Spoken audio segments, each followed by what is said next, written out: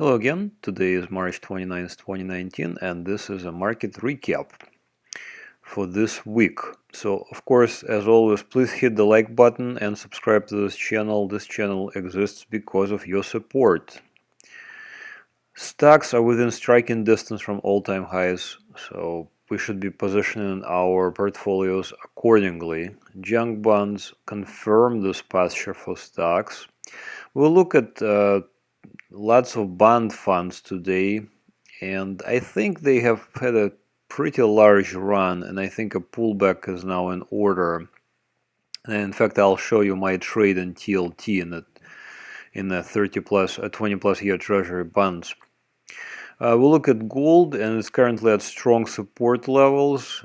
Interesting action continues in the Japanese yen futures, and there could be a breakout which would actually help gold. However, if the breakout doesn't occur, we will need to reassess. Oil again proves resilient. We'll look at oil.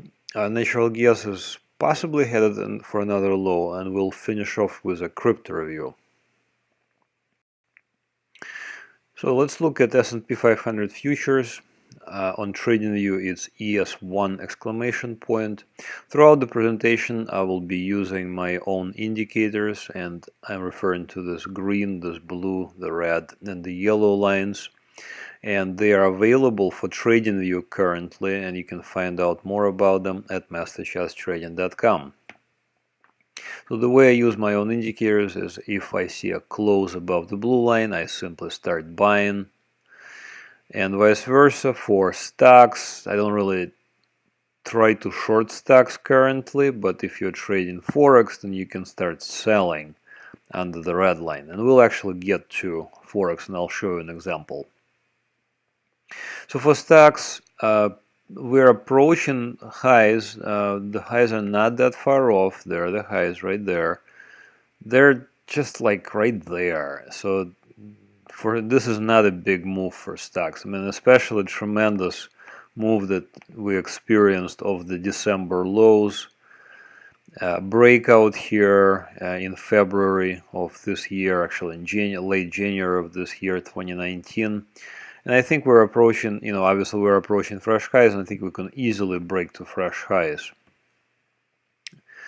S&P 500 ETF SPY, there is the actual alert to my subscribers on the 5th of February. Nice move there already. I think we can continue higher. Dow Jones, same thing. I mean, there's lots of negative coverage in the press, but I think the charts don't really lie. You can see that we're not making new lows, so there is no recession that I'm aware of. We're approaching fresh highs, which are not that far off. And to me, fresh highs or close to fresh highs means that we are in a bull market. And a bull market, we should be buying. We should not be selling or shorting. So here's the Dow Jones again, approaching fresh highs. I would be buying. In fact, these are two alerts to my subscribers at MasterChartsTrading.com.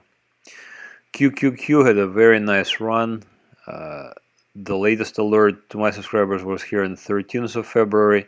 Here on the 8th of March, actually, I kind of missed this one, probably because the price action came in really late in the day. Then we had a gap up, and it just never stopped. So if you opened here at the blue line, congratulations. But overall, I think obviously stocks are in a bull market, so we need to position our portfolios accordingly, which I think means that we should be buying, not selling. Briefly, let me look at junk bonds before we continue to the regular investment grade corporates. So this is a chart of JNK. This is a junk bond high yield corporate bonds.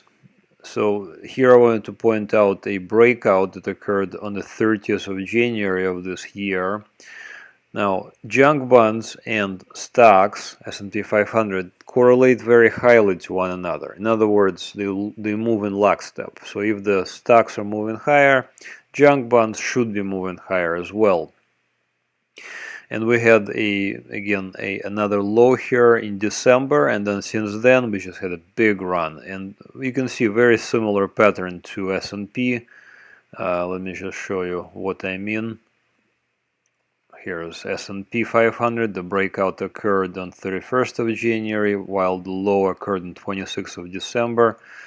For junk bonds, the low occurred on 26th of December, same thing, and the breakout occurred a day early on the 30th of January. So overall, very similar picture, and this is a good thing. In other words, there is no divergence rather between stocks and junk bonds. So this is a posture that I would like to continue, and if this continues, then we should continue buying stocks and junk bonds. Now, if something happens and junk bonds roll over, then we need to be on the lookout for stocks rolling over as well. This obviously hasn't happened. Okay, so let's continue to the investment grade bonds. The lowest investment grade corporates are the lowest grade, so to speak, versus, for example, government bonds, which are considered even higher rating. Here on this chart on 31st of January, where I'm hovering right now, this was an actual alert to my subscribers at MasterCharts Trading. You can see a very nice move, and the bonds don't really move that much, and in this case the movement was significant, over 2% move. So looks like a very significant move higher. So I am thinking that we're kind of coming to an end of this up move, and we should be, and I'm actually going to show my trade, and I've been already taking some money off the table for bonds. I think a pullback in bonds would be most welcome for stocks, because stocks could just break out to fresh highs. So let's look at the various length bond funds. So here's BSV, which is a short-term bonds. It's just a really huge gain following the alert here on 31st of December. The BSV, the short-term bonds, they just don't move as much. This is, over, let me see, this is 1.5% move right there from the breakout. So I think the up move for bonds is probably overstayed its welcome, and I think a pullback is about to unfold. Here are the intermediate term bonds. These are treasuries. You can see also a breakout here on the 24th of December with a very nice move in our favor as well. And this is an actual alert to my subscribers. Here's my trade for TLT. So I wanted to kind of go over this a little bit for the benefit of education. So actually three trades here. The white arrow up here on the 20th of December, I entered and then I exited almost immediately. I had a nice run there because I did a leveraged trade. This alert right there on the 11th of January also, I simply went ahead and I bought TLT. And you can see that it took me a little while before the actual trade went in my favor. And in fact, here on the early March here, I was looking at it and it looks just beautiful. And I went ahead and I sent an alert here on the 4th of March. And you can see the move was just straight higher. Beautiful move. So from my position that I opened at 121.07 on the 11th of January here, had a nice run already. So I took a quarter off on the 25th of March here. And then I took another quarter here on the 29th of March today. And obviously I'm advancing my stop as well, so that there is no even remotely possibility of a loss on this particular trade. This move is very large, I think, for bonds, and it just looks overextended. I think we are overdue for a pullback of some sort. Now, I could be completely wrong. We could just continue higher. So let's look at the yield curve then. So yield curve is here. If we go to stock charts, and then we can look for a dynamic yield curve. It's a free tool. So this is as of 29th of March today. We can backtrack a few days, and here's the 22nd of March. This is last Friday. Now the yield curve is somewhat inverted. You can see it from last week. The short-term yield is actually higher than the intermediate term yield, but the long-term yield is still above the short and the intermediate ones. If we advance a few days later to today, basically, you can see that the inversion here got a little bit steeper, but not that much steeper. And we saw that interest rates slightly came down on the longer term end of the spectrum. You can see the line came down a little bit. So what does it all mean? I don't think we're in danger of occurrence of a similar pattern as we had, for example, here in 2007. You can see the shorter yield curve is actually above the longer yield curve. So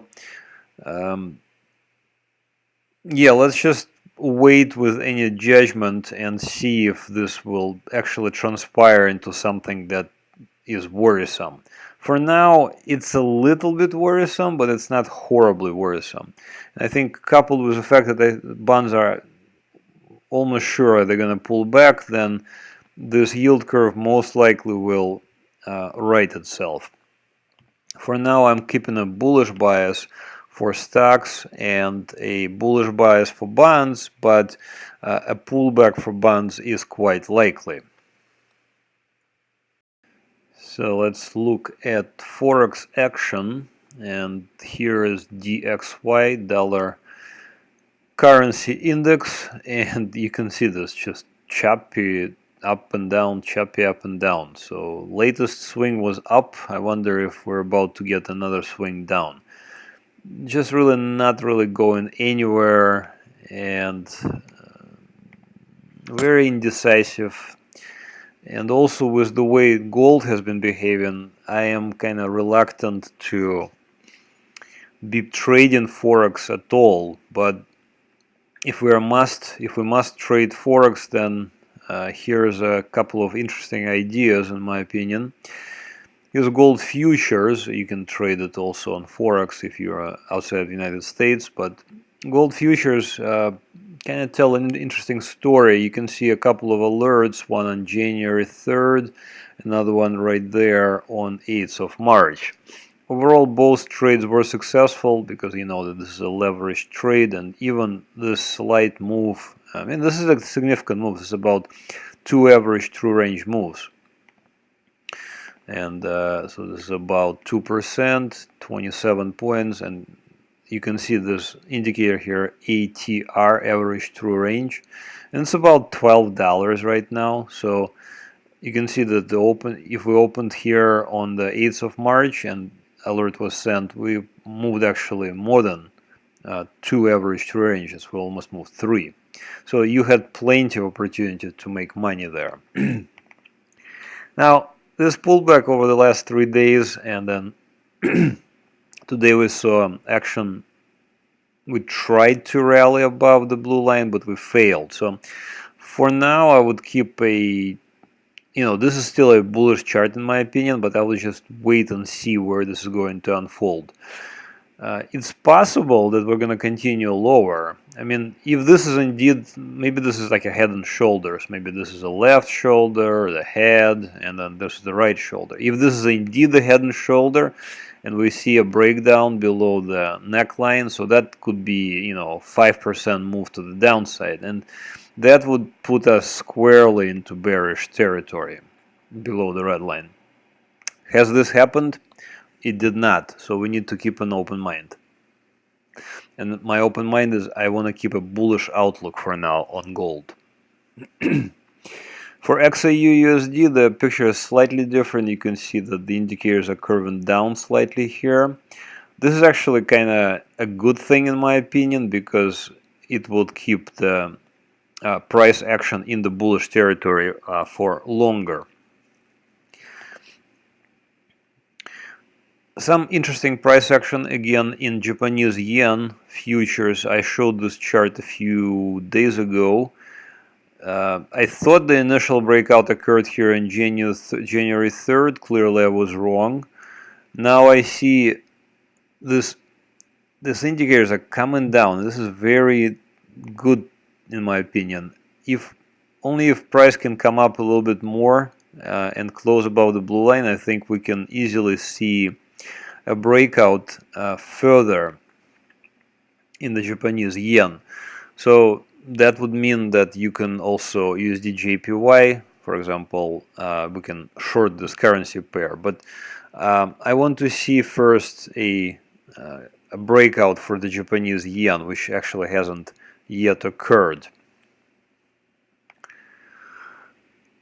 Let's continue to oil. Oil is proven resilient. Again, we did not short it here a few weeks ago when the price was around $55, and we just kind of waited and did nothing, which was a good thing, because notice this is a fresh high for the move.